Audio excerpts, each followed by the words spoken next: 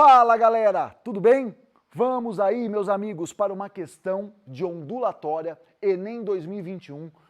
Rapaziada, ondulatória, um dos assuntos que mais tem recorrência na prova de física na sua história. Você pega desde o que o Enem começou, praticamente todos os anos tem uma, duas, às vezes três questões sobre ondas. Claro, onda é um assunto super importante no dia a dia. Você se comunica, aí você usa o seu Wi-Fi, você usa um celular, você conversa, é onda o tempo todo. Você toma um sol, é ondas luminosas. Então, ondulatório é um assunto super importante. Então, vamos lá. Um problema de ondulatório, especificamente um assunto chamado acústica, tubos sonoros. O sino dos ventos é composto por várias barras metálicas de mesmo material e espessura, mas de comprimentos diferentes, conforme a figura. Considere F1 e V1, respectivamente, como a frequência fundamental e a velocidade de propagação do som emitido pela barra de menor comprimento. E F2 e V2 são essas mesmas grandezas, só que para o som emitido pela barra de maior comprimento.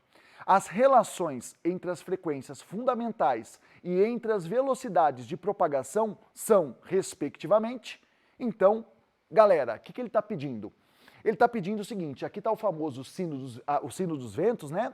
Onde você já deve ter visto, o vento ali balança e você tem tubos de metais que fazem sons, produzem sons. E ele está querendo saber a relação, né, entre a frequência do menor tubo, que é o de comprimento 1, e o maior, e as velocidades com que o som se propaga em cada um deles, né? Então, vamos pensar um pouco. Primeiro, a velocidade de uma onda, ela depende apenas de um fator. A velocidade de uma onda depende apenas do meio. Então, onde que esse tubo, todos os tubos estão? Eles estão no mesmo meio, eles estão no ar. Se eles estão no mesmo meio, o que eu já posso considerar? Que o som se propaga com a mesma velocidade. Ou seja, se eu não mudei o meio, eu não mudo a velocidade da onda. Então, primeira coisa importante é saber que V1 é igual a V2. Então, a velocidade com que o som se propaga no meio 1 é a mesma que ele se propaga no meio 2, ou seja, nos dois tubos. Agora, ele fala no texto que a onda que se produz é uma onda que está num harmônico fundamental. Então, pensemos comigo. Imagina que eu tenho aqui um tubo sonoro. Então, nós temos um tubo. Esse tubo tem um tamanho, L. Qual seria o harmônico fundamental? É esse formato de onda. E esse formato de onda, ou seja, a forma mais simples que uma onda pode vibrar dentro de um tubo é essa, num tubo aberto. E nesse desenho, quanto que a gente vê de uma onda aqui? Lembra? Se você não está reconhecendo uma onda estacionária, eu te ajudo. Você deve se lembrar que esse tamanho todo, ele vai corresponder ao que nós chamamos de lambda, comprimento de onda. Então, na verdade, no meu desenho, como eu tenho só metade disso, vocês enxergam que nós só temos metade do lambda. Então, quer dizer o seguinte, o L, que é o tamanho do tubo, ele é dado por lambda sobre 2. Então, qual vai ser o comprimento da onda num tubo aberto? Ele vai ser 2Ls. 2L, é duas vezes o comprimento, duas vezes o tamanho do tubo, tá?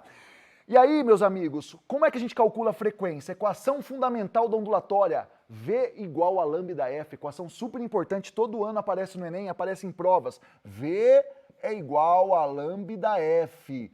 Velocidade de uma onda é o seu comprimento multiplicado pela frequência. Se o que eu quero saber é a frequência é o V sobre o lambda. Dessa maneira, a frequência seria dada por que equação? V. E no lugar do lambda, lembra que o lambda vale 2Ls? Eu vou colocar 2Ls. E aí, rapaziada, o que eu tenho que lembrar agora?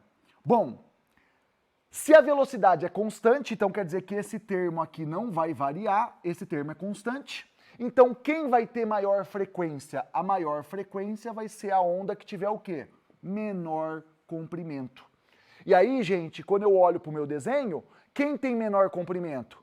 O tubo 1. Então, como o tubo 1 tem menor comprimento, eu posso falar que a frequência do 1 é maior que a frequência do 2.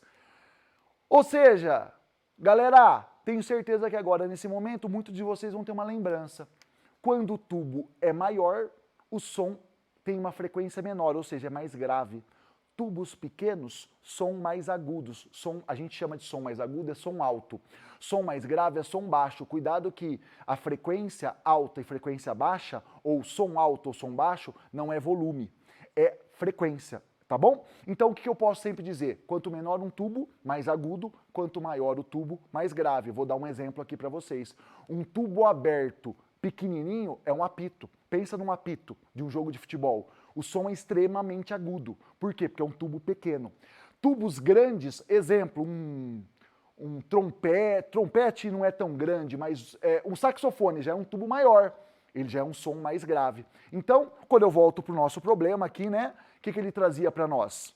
Então, ele perguntava, qual era o tubo que tinha, qual que era a relação da frequência e da velocidade? O tubo menor é o F1, é o 1, o tubo maior é o 2. Então, como o F1 é maior que F2 e a velocidade é igual, a gente pode procurar a resposta onde? F1 maior que F2 e a velocidade é igual. Letra D de dado, F1 maior, F2 é menor e V1 igual a V2.